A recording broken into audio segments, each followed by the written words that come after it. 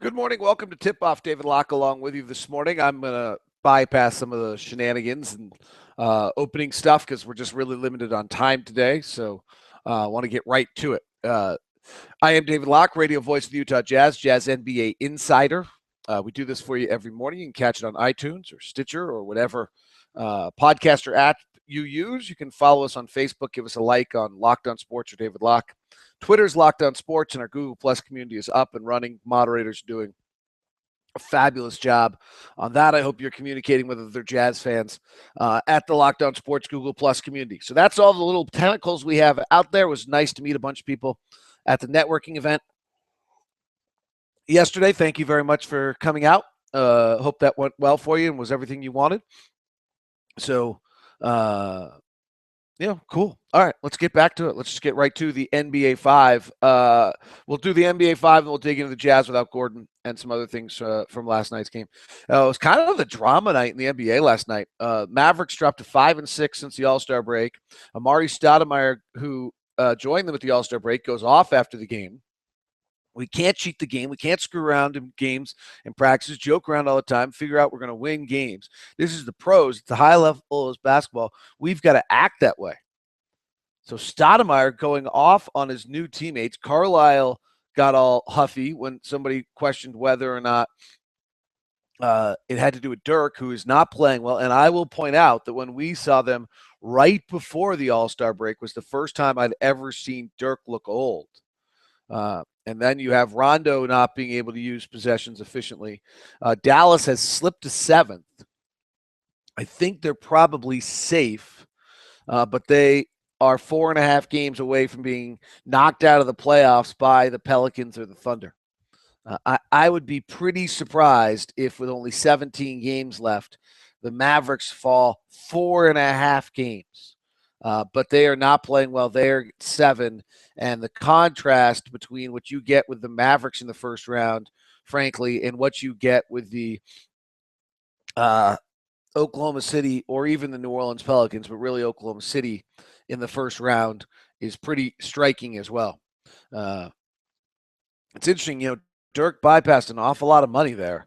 And now all of a sudden, what is he getting for it? He's getting a team that's 7th. They have not made any real inroads in regards to who they are or making progress. They really can't score. The Mavericks in the last 20 games ranked 23rd in the league offensively. In the last 15 games, they ranked 27th. They were the number 1 offensive team at a historical level before they made their trades. That's pretty stunning. Meltdown in Toronto as well, but they've melted down. They've lost 9 of 10 in one of the timeouts last night. Kyle Lowry got into the huddle before Dwayne Casey could and just lambasted his team with swear-word-laced huddle, stomped away. Their issue is the exact opposite. They're not defending. Last 15 games, last 10 games are 29th in the league defensively. The Raptors have just completely stopped defending. They got waxed last night.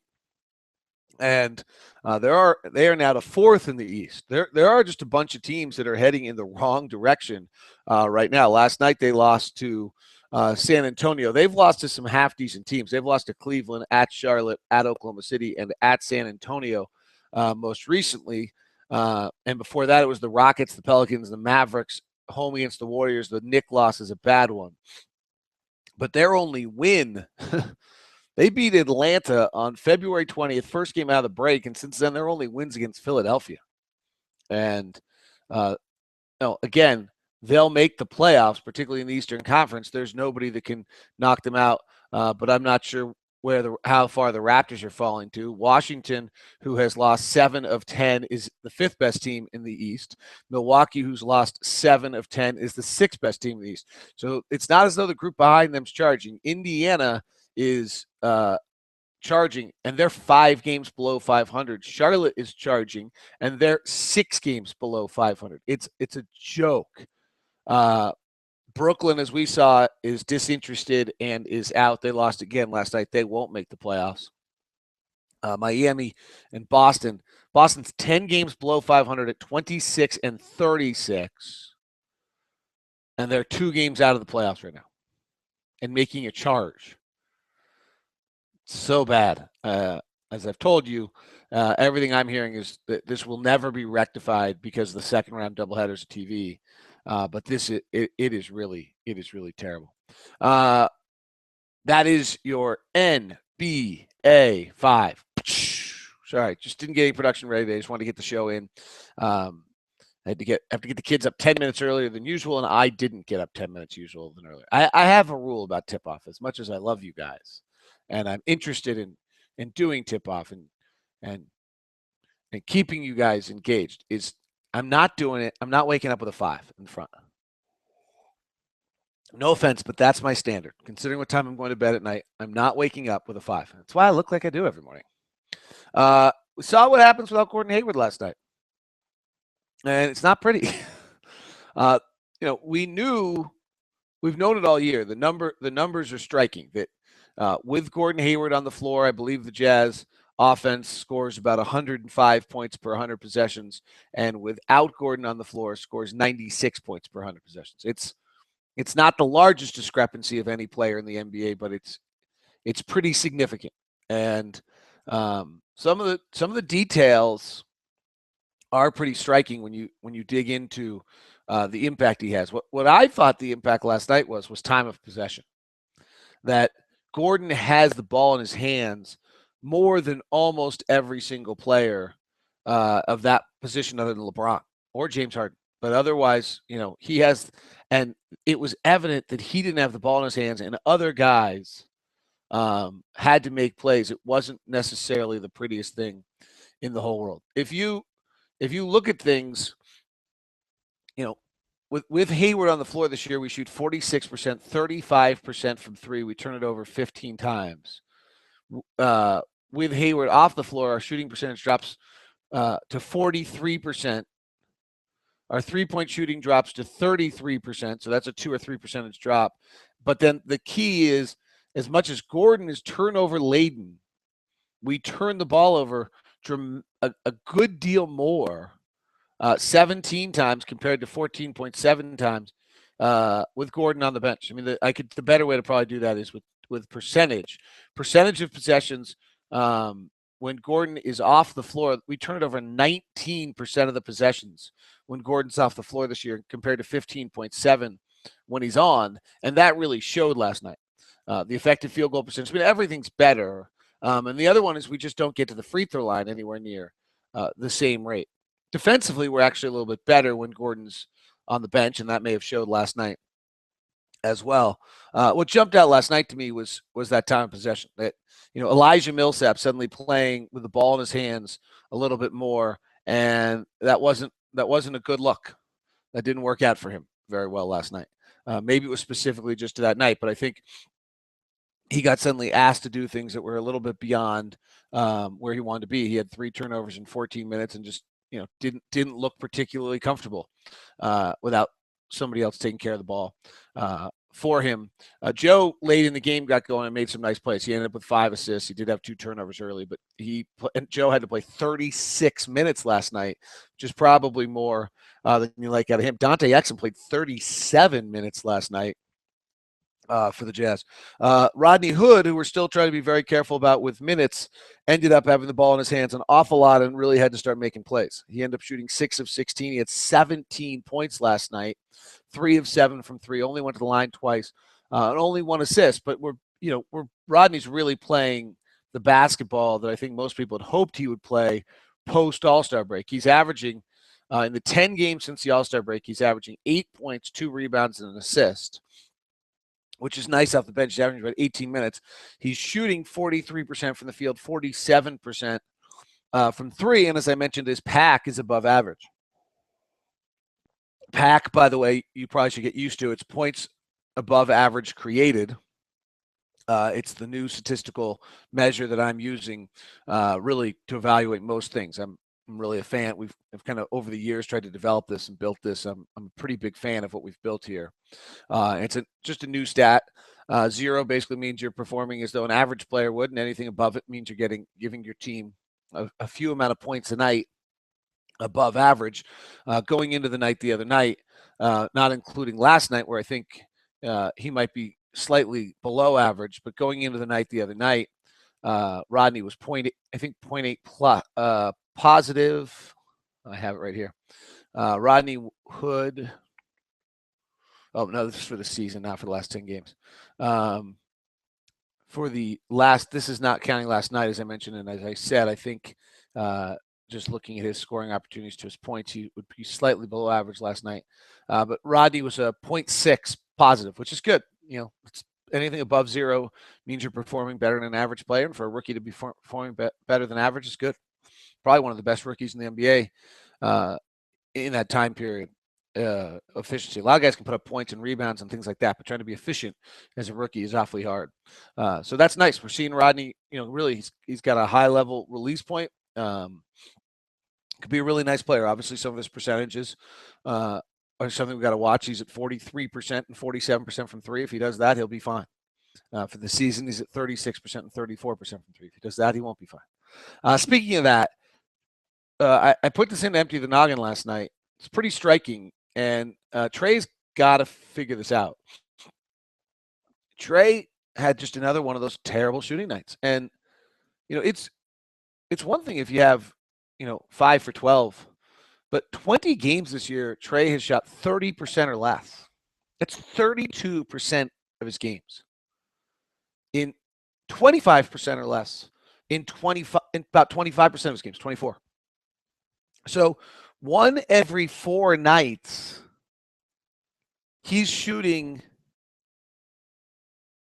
below 25%, and 1 every 3 nights, he's shooting below 30%.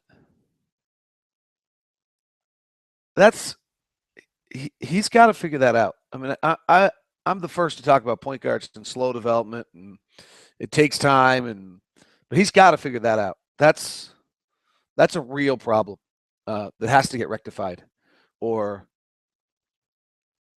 he's not an NBA player, frankly. I mean, that's how severe it is. You just can't have nights like last night. He was as disconnected to the game as I may have ever seen him, including the and bypass the right side open look a bunch of times. I mean, I've said though on that note, he's got to turn his 1 of 9s into 2 of 7s, and that's my point. Like, he can't have below 25% shooting nights. You got to find a way to do something else. And maybe it's not an easy answer. Faves was fabulous last night. He just has been. I mean, this is I'm big on this point. I will hold to this point. Rudy has changed an awful lot for this franchise. Derek's play at the power forward position is changing the franchise more than the combination of the two. Maybe is the way we should phrase it. I love Derek's sarcasm the other day. He was asked, "How is it like to play with Rudy?" He said, "People should be asking Rudy how it's like to play with me," which is true. And he's the veteran now at a grand old age of 23 years old, about to turn 24 here at some time, or maybe I don't think he's turned. Yeah, he's 23, and he's just 20 points in the first half last night. Second biggest scoring night he's had in his career. He was just a beast, and it's pretty exciting. He will score in the next game. He will score the most points he's ever scored in his NBA career total. His next game out. Post All-Star break, 19 points, 9 rebounds, 2 assists, 1.5 steals, 1.4 blocks, shooting 55%. It's really, he's if Russell Westbrook and Anthony Davis weren't going crazy, he's kind of having a player of the month kind of month in March. It's early, but 21 points, 8 rebounds, 2.5 assists, a steal, and a block. And most importantly, we're plus 8.8 over the last 5 games when he's on the floor.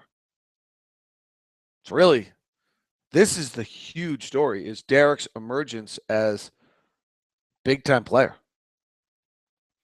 This is getting Al Horford-esque. And that's the level that you really need him to be. And you couple it with, an incredible defensive center and start to have a real basketball team here. And you start to have Gordon, Derek, and Rudy, and you've got some pretty big pieces that are playing really good basketball. Interesting note, by the way, to wrap this up, the Euro Basketball 2015 is taking place this September, and France is the defending champ. I would assume that Rudy gets to play and gets a bunch of time in this. They'll play Bosnia Herzegovina, Poland, Israel, Russian in France, and then most of the tournament will take place in France, and so I would assume that this will be really a huge moment for the French national team and something Rudy gets to do, which has got to be really, really exciting because Rudy is, really, truly a patriot for his country. So just kind of good for Rudy. He gets to play that time. I'm a huge believer in playing in these. It gets you in shape, get you ready, get you going. A few last final notes for you. Post All-Star break, the Jazz defensive rating is 89.6. And in the last 5 games of March, it's 92.2. Those numbers, we've played some bad teams recently, but those numbers are incredible. February, we were the number 1 defensive team in the league at 97 points per 100 possessions allowed. And in March, we've taken it down to 92 along the way. So pretty interesting to see. Our pace of play is just as slow can be. We are the 30th pace of play team. We are grinding people out. Ugly is the new beautiful. That is tip-off.